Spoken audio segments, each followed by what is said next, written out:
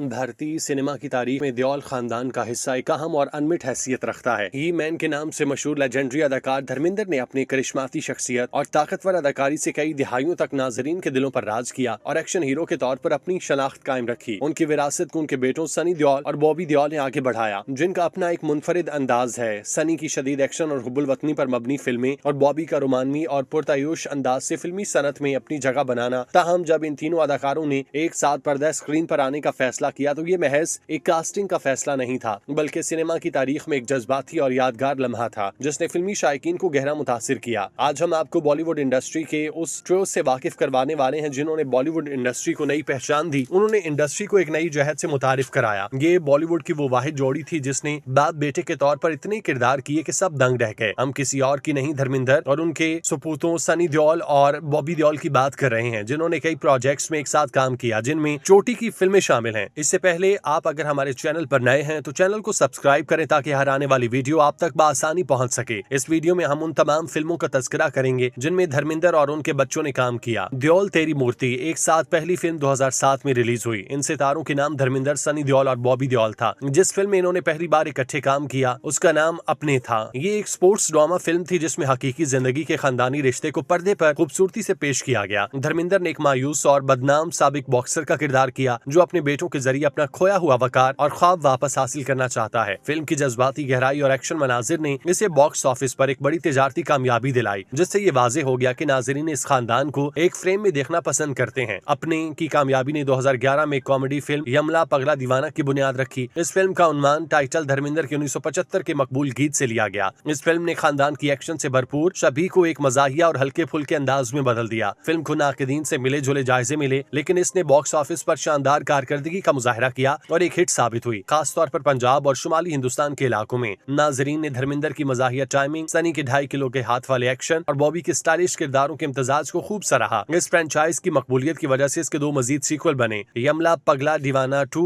यमला पगला दीवाना फिर से 2018। अगरचे इसके बाद फिल्मों को बॉक्स ऑफिस पर उस तरह की कामयाबी न मिली जितनी पहली 2 फिल्मों को हासिल हुई, फिर भी वो इस बात का सबूत थी कि देओल खानदान का एक साथ आना नाजरीन के लिए खास कशिश बरकरार रखे हुए है। 2017 की फिल्म पोस्टर बॉय में भी देओल भाई मरकजी किरदारों में थे, जबकि धर्मेंद्र ने एक मुख्तसर कैमियो का किरदार अदा किया। इन फिल्मों के अलावा देओल खानदान के ऑन स्क्रीन ताउन ने उनकी ऑफ स्क्रीन यकजहती और मजबूत खानदानी इकदार को भी जाहिर किया। ये सिर्फ फिल्मों का फरोग नहीं था, बल्कि एक दूसरे के तई उनके गहरे एहतराम और मोहब्बत का अक्स था। मुस्तकबिल में अपने 2 नामी एक और प्रोजेक्ट की भी तस्दीक की गई, जिसमें उम्मीद है कि ये रिवायत जारी रहेगी और शायद अगली नस्ल के रुकन करण देओल भी इस खानदानी फिल्म में शामिल होंगे। मौत से पहले धर्मेंद्र ने वो मंजर अपनी आंखों से देखा जब सनी और बॉबी दोनों अपने अरूज पर दोबारा खड़े थे। ये मंजर शायद धर्मेंद्र के लिए जिंदगी की सबसे बड़ी जीत था और सबसे खूबसूरत बात यह कि धर्मेंद्र ने हमेशा अपने बेटों के बीच मोहब्बत को कायम रखा। सनी और बॉबी देओल के दरमियान कभी लड़ाई, दुश्मनी, जलन नहीं देखी। वो एक साथ भी फिल्में करते रहे, एक साथ प्रोड्यूस भी की। वो एक दूसरे का हाथ कभी नहीं छोड़ते। ये भी धर्मेंद्र की तरबियत का नतीजा था कि भले दुनिया बदल जाए मगर भाई भाई रहते हैं। आखिर में बस ये कहना बनता है कि धर्मेंद्र ना होते तो शायद ये कामयाबियां ना होती। वो एक लेजेंड अदाकार नहीं थे, वो अजीम बाप थे जिनकी दुआओं ने उनके बेटों की जिंदगी बदल दी। उनकी मेहनत, यकीन, मोहब्बत भी जिसने सनी देओल और बॉबी के करियर को दोबारा रोशन किया। ये कमबैक सिर्फ बेटों का नहीं, बाप के ख्वाब की तकमील थी। दूसरी जानिब धर्मेंद्र का भी ये ख्याल था कि वो मौत से कबल बच्चों को एक ऐसे मकाम पर देखें जहां पर वो कामयाबी के साथ अपने करियर को गुजार रहे हों। इसके साथ धर्मेंद्र के पोते पोतियां भी शामिल थे जिन्होंने बतौर प्रोड्यूसर और को प्रोड्यूसर तमाम मेंशन की गई फिल्मों में सनी देओल और बॉबी देओल को असिस्ट किया। गोया यह सिलसिला तीसरी से चौथी से 5वीं पीढ़ी तक पहुंच गया। धर्मेंद्र ने बजाते खुद इस सारे अमल में किरदार अदा करते हुए अपने बेटों को ऐसा ब्रेक थ्रू फराहम किया जिसके जरिए वो दोबारा बॉलीवुड में इन हुए और बाकमाल फिल्में दे गए। यकीनन इसका सेहरा धर्मेंद्र को जाता है। धर्मेंद्र के बड़े बेटे सनी देओल की बात करें तो वो इंतहाई मकबूल भारतीय अदाकार हैं जिन्होंने मुनफरिद अदाकारी और एक्शन फिल्मों से हिंदुस्तानी सिनेमा में गहरे नकूश छोड़े। वो 19 अक्टूबर 1956 को पैदा हुए और उनका ताल्लुक बॉलीवुड के सरकर्दा फिल्मी घराने से है। वो तजुर्बाकार अदाकार धर्मेंद्र के बेटे हैं। उन्होंने अदाकारी की तरबियत बरतानिया से हासिल की। 1983 में फिल्म बीता से अपनी करियर का आगाज किया जो कि उस वक्त की कामयाब फिल्म थी। उनकी आवाज बुलंद, शदीद तासुरात और एक्शन हीरो का तशख्खुस उन्हें दीगर अदाकारों से मुमताज करता है। सनी देओल का फिल्मी करियर कई दिहाइयों पर मुहित है। उन्होंने घायल, दामनी, घातक और गदर, एक प्रेम कथा जैसी मुतादिद ब्लॉकबस्टर फिल्में दी। इन फिल्मों में उनके किरदारों ने उन्हें एंग्री यंग मैन का खिताब दिया और नाजरीन में जबरदस्त मकबूलियत हासिल की। फिल्म गदर उनकी सबसे कामयाब फिल्मों में एक थी जिसका सीक्वल गदर 2 भी जबरदस्त साबित हुआ, जिसने उनकी मकबूलियत को नई नस्ल तक पहुंचाया। उन्हें न सिर्फ कमर्शियल कामयाबी मिली बल्कि फिल्म घायल के लिए उन्हें बेहतरीन अदाकार का अवार्ड भी दिया गया। फिल्मी दुनिया के अलावा सनी देओल ने सियासत में कदम रखा। 2019 के आम इंतखाबात में भारतीय जनता पार्टी के टिकट पर पंजाब के गुरदासपुर हल्के से